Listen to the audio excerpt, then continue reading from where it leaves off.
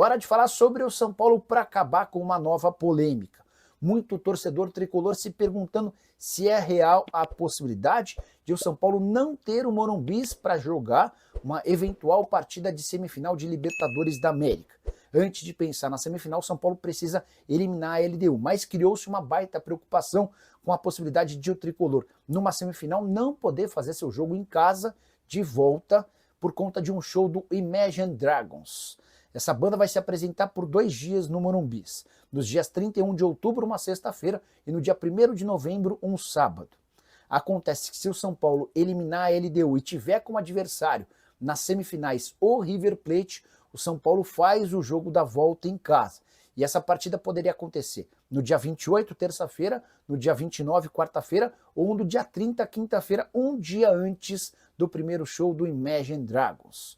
Se eventualmente o São Paulo passa pela LDU e enfrenta o Palmeiras, não haveria problema, porque o São Paulo faria o primeiro jogo em casa contra o Palmeiras e decidiria no Allianz Parque. No caso do River Plate, o São Paulo abre a disputa contra o River Plate na Argentina e manda a partida de volta em casa. Antes de gravar o vídeo, conversei com o Eduardo Toni, que é o diretor de marketing do São Paulo e o cara que cuida de toda a agenda de shows do estádio. Ele me disse o seguinte, abre aspas, o jogo será no Morumbi, independentemente do adversário, a não ser que a Conmebol troque as datas já planejadas, fecha aspas, essa possibilidade de troca de datas está completamente descartada, então o São Paulo está assegurando que vai mandar seu jogo, independentemente do confronto contra o River ou contra o Palmeiras, numa eventual semifinal em seu estádio. São Paulo que, antes de fazer essa garantia pública, conversou com a Live Nation, que é a organizadora dos shows no estádio.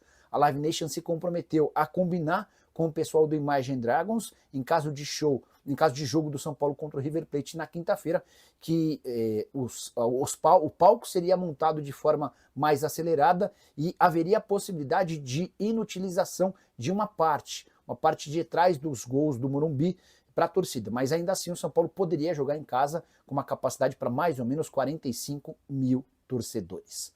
Só para completar sobre o tricolor, contar que Gonzalo Tapia foi convocado para a seleção chilena, que enfrenta Brasil e Uruguai nas 2 próximas datas FIFA, nas 2 próximas rodadas das eliminatórias na data FIFA, enquanto Mailton teve seu nome registrado no BID, o Boletim Informativo Diário. O lateral direito está à disposição do técnico Hernan Crespo para fazer sua estreia.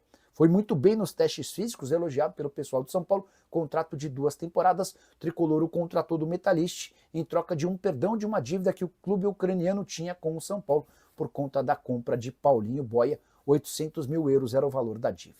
Bora fechar o vídeo para falar sobre o São Paulo, mais especificamente sobre as tratativas com a W Torre pela reforma do Morumbi. Vinha dizendo há tempos para vocês que essa possibilidade estava descartada. Pois bem, o presidente Júlio Casares, pela primeira vez, admitiu que a negociação com a W Torre virou uma página virada. Em entrevista à arquibancada tricolor, o presidente disse, abre aspas, claro que pensamos em modernizar o estádio, mas o São Paulo não pode se comprometer com qualquer tipo de dívida. Em segundo lugar, o São Paulo precisaria jogar em outro espaço. E isso é muito complicado. Hoje, Allianz Parque e Pacaembu têm gramas sintéticas e não jogaremos nesse tipo de gramado. Para completar, tem a questão da bilheteria e dos camarotes. Quem sabe, após as obras externas, o Júlio está se referindo a uma série de modificações no entorno, com relação aos piscinões e tal, obras da prefeitura e do governo que não incluem o São Paulo. Ele completa, quem sabe após essas obras, a gente faça um Morumbi raiz, com obras por setores, sem a cobertura do estádio, para continuar modernizando o Morumbi. Mas é uma obra muito difícil, é o presidente do São Paulo colocando um ponto final na expectativa e no acordo em relação à W Torre. A conta não fechou. A verdade é que São Paulo e W Torre não conseguiram chegar a um denominador comum.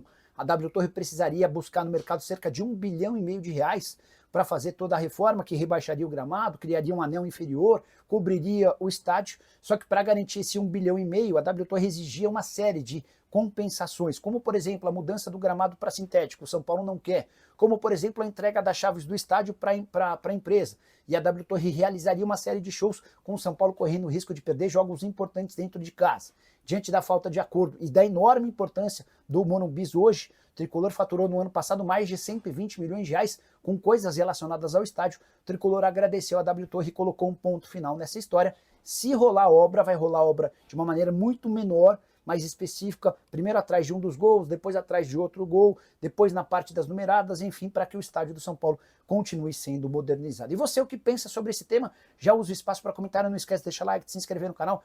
Bora falar agora sobre um negócio da China. São Paulo tem errado bastante, especialmente na hora de vender seus jogadores, mas quando acerta a gente precisa reconhecer.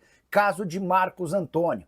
Meio-campista que pertence ao Lazio, havia sido emprestado na temporada passada para o São Paulo. O tricolor renovou o contrato de empréstimo por mais um ano, com a obrigação de compra a partir de junho de 2026. Na oportunidade, cheguei a contar para vocês que conversei com um dirigente do São Paulo e ele tinha certeza de que os 25 milhões de reais que o São Paulo será obrigado a investir já garantiriam o lucro, porque, segundo o São Paulo, o Marcos Antônio, com a primeira parte dessa temporada de 2025, já havia se valorizado e valeria pelo menos 50 milhões de reais. Pois bem, o Marcos Antônio deve fazer parte da lista final de convocados da seleção brasileira.